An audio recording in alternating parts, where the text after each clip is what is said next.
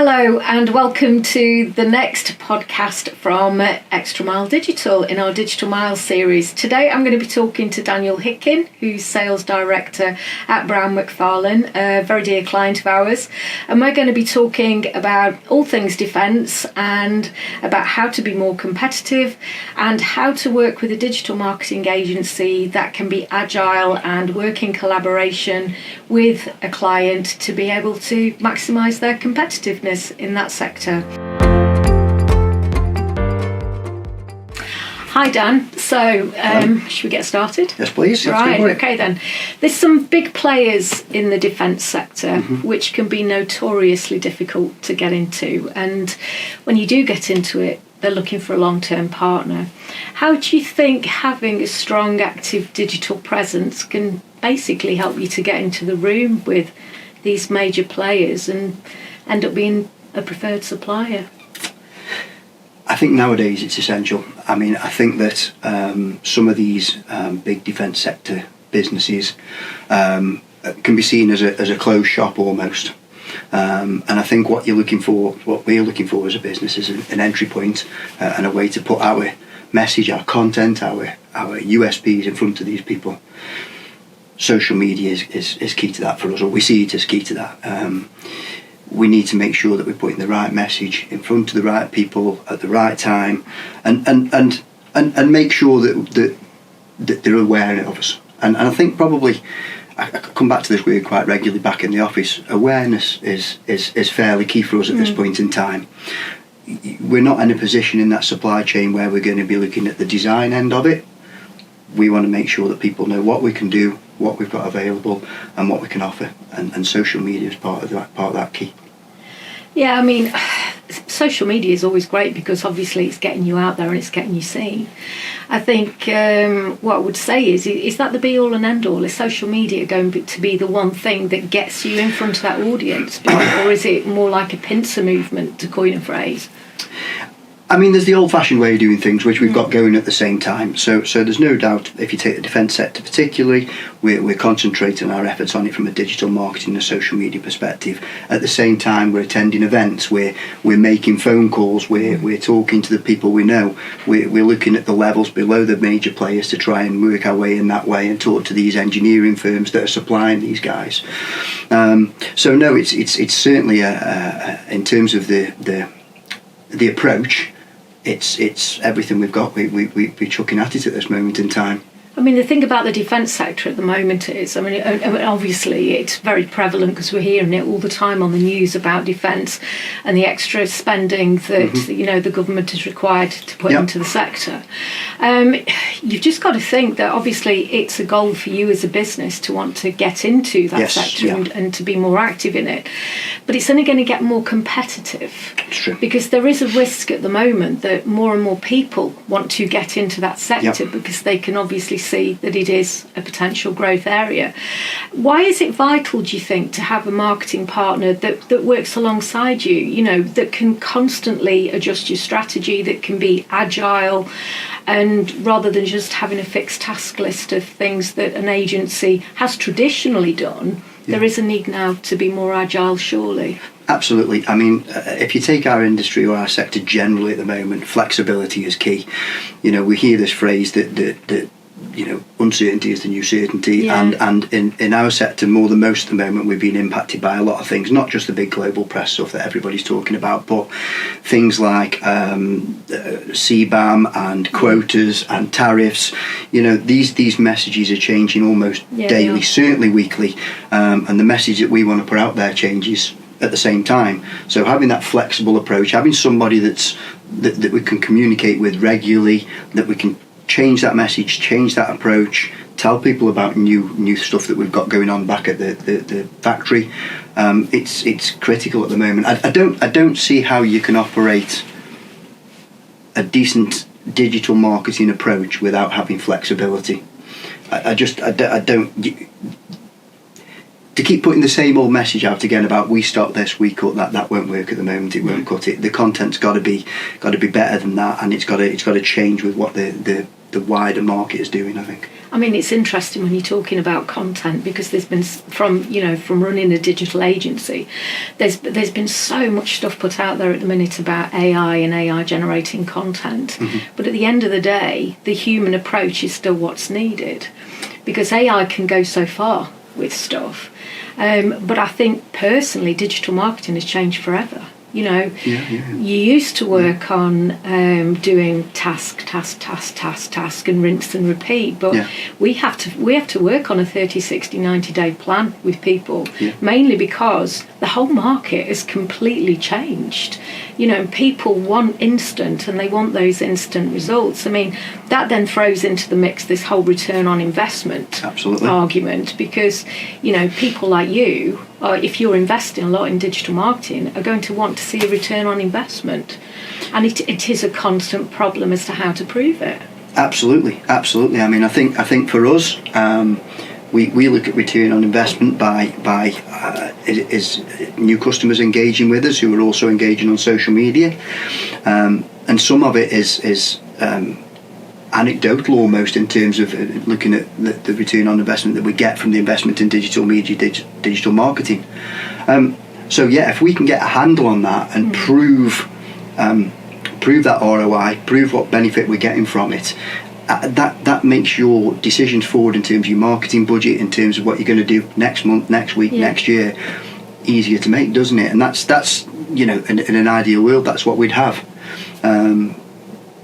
But right now we're happy with the way we're going. We do use anecdotal thoughts that say it's going the right way. I think the difficult thing is, though, for any return on investment argument, is where you get your data.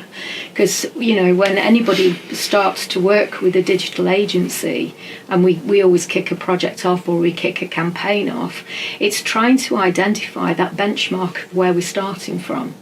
And, you know, we're lucky when we get a client that really measures things, and we can get hold of that data from the word go, because we literally can measure that return on investment very, very quickly. The problem is when we can't, and we have to go through that process to try to gather that data and to work with our clients. So the whole true partnership, collaboration piece is absolutely vital to be able to get that ROI and prove that we can do it, and put something together that's agile, that can help you to deliver your business goals. Absolutely spot on. I mean, if we can get something that from you guys that's data driven, that proves return on investment for what we're doing, whether that's paid or whether that's normal social media bond, the retainer thing that we get, I think it'd be an absolute changer for us, because it informs your marketing budget decisions going forward. Whereas right now, what you're doing is you almost from our side is we're saying, we know we've got to do it, we know it's important, but we'd like some more evidence of that. So if we can get that proof of return on investment, I mean, it's a game changer for us. So it's one of the other sectors that we're doing some work with you guys on at the moment to try and break into where we need to be. And do you see that just being a priority for the UK, or do you see yourself expanding further afield? Probably not in the nuclear sector. The defence sector, yes. I think there's opportunities further afield for that. I mean, a lot of the build in the UK is from multinational companies that are building throughout Europe. So there may be opportunity there for us to do something in that respect. But certainly, I think nuclear, just for the UK, will be a big target of ours. And how are you finding your messaging at the moment, as far as, you know, defence and nuclear? Are you finding that you're able to basically get the same thing out to both sectors, or are you finding that it needs to be a little bit nuanced? Both, I think. I think in terms of the work we do around, for example, new machinery that we've got being installed at the moment, or new products, a lot of those are crossover and they'll work for both sectors. I think in terms of the other USPs, our accreditations and things like that, then probably it's a little bit more sector specific. Okay. And what other challenges are you seeing in trying to get into those sectors? I think the challenges are basically, I think if you look at both sectors as being substantial in the UK, the first challenge is obviously competition. Yeah. You know, we need to make sure that we stand out a little bit from our competitors, that we're investing in the right kit, that we're investing in the right stock, and also that our face to the world, digitally or otherwise, is as unique as we can make it. We want to stand out in that respect. And I know we talked about the importance of having an agile plan and being able to, maximise that messaging as far as like innovations and to try to get in with the big players. Yeah. But how important is it for you to basically have all your marketing under one roof and to have it in that flexible retainer? For various reasons, very important to me. I mean, the first one is it's a one-stop shop for me to talk to the people I need to talk to. So whether that's the website being looked after in terms of SEO, in terms of the blogs that we do and the work we do in that respect, optimization, under the same roof as social media, any paid stuff we do, it's absolutely critical. And being honest, it saves me a lot of time, and it saves us a lot of investment as a business, because we don't need to employ a marketing department as such. We get me, but then we get you guys doing it all in the background for us. So it's pretty vital. I mean, it's interesting, you talk about not needing to employ a marketing department, because I think that's always the one thing that businesses wrestle with is at what point is that tipping point that they go and recruit a marketing department versus, or do they stay with an agency? So we did. We had somebody doing marketing, but it's very difficult to find one person who can do website management, build, SEO, social media, all those things in one person is very, very difficult. And I think it's much easier to have an agency of experts in all of those different fields who are doing that work on your behalf. And actually, I think it's probably economically, I think it's probably the right thing to do for us as well, if I'm being honest about it. Yeah, I mean, I'm probably biased, but we've got a really strong team of people and a really good mix of expertise across the whole business. It's that age-old dilemma of the cost versus benefit, isn't it? Absolutely. We're back to ROI again, really. I remember going down to a seminar a couple of years ago, actually, and they was sitting and talking about, was the agency dead? The future of the digital marketing agency would likely to be no more because people were going to take things back in-house. And I always remember one key takeaway from that was that the benefit of an agency is that constant injection of fresh ideas. Because with us being quite a little bit removed from your business, yes, we get to know you and we build a relationship with you, and it's all about collaboration, but we are always able to offer that external perspective and fresh pairs of eyes as well from different people dipping in. And importantly, help us drive content. That's true. The key to all this we're talking about now is decent content, and we had a fundamental issue with driving that content, and which, however way you look at it, you guys drag that out of us and come up with the idea that it's true, and come up with ideas that we can use and ideas that we can run with, and I think that works. And in terms of that cost versus benefit, there's levels of benefit, isn't there? We could have somebody who's putting out some social media posts for us, but how much benefit are you getting from that compared with what we do when we come to the experts? I think it probably outweighs the cost, if I'm honest. So for me it works, for us it works. And I think in terms of is the agency dead, I suppose depends on the size of your business, but I think not for the time being. If you're a big multinational, then fine, have a marketing department, but if you're an SME like we are, then it's a good partnership. It works for us. Great. You talked about ideas, and it's interesting for the sectors that you're going into. How creative can an agency be? Can it come up with really weird and wonderful different ideas for the sectors that you're trying to get into? How important is it? A lot of the stuff that we do is ultimately ideas are coming from you guys, specifically when we're trying to get into new markets. Obviously we generate some of the content in terms of 25 years service, in terms of whatever that might be, those kind of things, but the real the real content, the stuff that we're after is driven by you.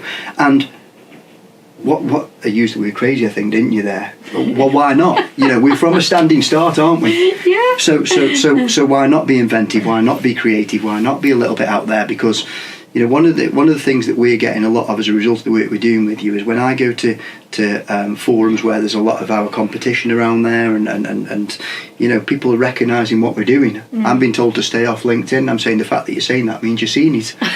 So it all works, doesn't it? Fair point. Yeah. So for me, why not be a little bit out there and have those kind of USPs and or unique ways of doing things? It is about being different and better, isn't it? The trouble is, if you keep doing the same thing, I think there is an expression, isn't there? If you keep doing the same thing, you can't expect different results. You are always going to get the same thing. Absolutely agree. I mean, I think one of the things that I think it's a fair thing to say. One of the things that we rely on from you guys is ultimately creativity. We don't have that. We don't employ in that respect. We have a reliance on you guys for it. And okay, we then got to go away and come up with some content. But the ideas are driven by Extramile, and I think for us it's just a massive benefit for us. We wouldn't have the content we have without you guys driving it. Oh, it's very nice of you to say. I'm going to give Luke the credit for that then, who's in our social media. It's not giving too much credit, but that's very true, actually. Yeah, there is that. So obviously you've got the goals for the business, for the two key sectors that you want to get into. Yeah. Any other ambitious business plans and expansions? Nothing. I don't think there's anything major at this point in time other than investment in some new kit. We're just putting a new laser machine in now, which will be operational in probably a couple of weeks. It should start cutting, and that's just to bolster what we've got and give us a little bit more capacity. We're finding our current laser machines a workhorse, so we want to support that. Yeah. We've invested in a new plasma machine for our stainless business, which really just It's a new kit replacing old kit in some respect, but obviously it's a movement forward in terms of its cutting capabilities, in terms of its thicknesses it can cut and the opportunities it'll give us. So that's I suppose the investment back at the factory. We have put some stock into Spain. Oh, interesting. Yeah, which is a new venture for us, and that is it's a specific kind of stock called HIC plate. It's for the oil and gas sector, and there's a couple of big players in that Spanish market, and we've got a product that we've got that only we can sell in that market. So I was going to tell you what the word was for that then, but. So we've got a product we can sell, and it's a product that these guys want, and so we thought, well, we'll put it where they are. So we've opened a business in Spain, and that started 2 months ago. Nice. Going okay. We'll continue with that, and we'll send more stock in there as soon as we're ready. I'm sensing some trips to warmer climes. I have spent some time in Bilbao and San Sebastian as a result. It has to be said, disappointingly, obviously. Well, I mean, the food's just terrible in San Sebastian. It was awful. Probably one of the worst food places on the planet. Couldn't agree with you more. Yeah, I can't wait to go back, actually. It's fantastic. I do remember a trip to San Sebastian, and because there's so many Michelin-starred restaurants, aren't there? And I remember going there, and people said, "No, don't book the Michelin-starred restaurants. No. Go and get the little. Are they called pinch bars? Bars. Yeah, and they're about €2 and €2.50 for a plate. And my goodness me, the food was absolutely fantastic. Incredible. Yeah, it is. And the wine was as cheap as chips. Good night out. It's ever likely everybody's happy €20. Over there. To be fair, yeah, it is. You've got small cafes in the Michelin Guide, and you're thinking, beautiful. Yeah, wonderful Honestly. place. But good for us. It's it can help with distribution not just in Spain but around Europe as well. So it's excellent. That'll work for us, I think. So it looks like being a good year then. We're hoping so. I mean, there's a lot of things going on globally that are going to impact what we're doing. Yeah.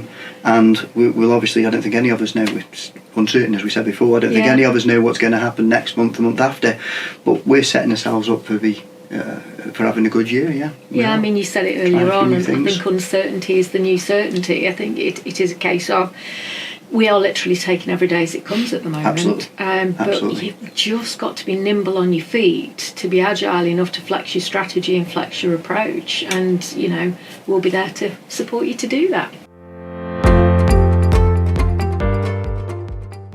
Okay, that wraps up today's episode. Thank you. Thanks for a really good conversation, Dan, and thanks for joining us. If you would like to subscribe on YouTube to Extramile Digital, you'll find us there. Also, if you're on the move, you can listen to us on Spotify or Apple Podcasts or wherever you get your audio fix.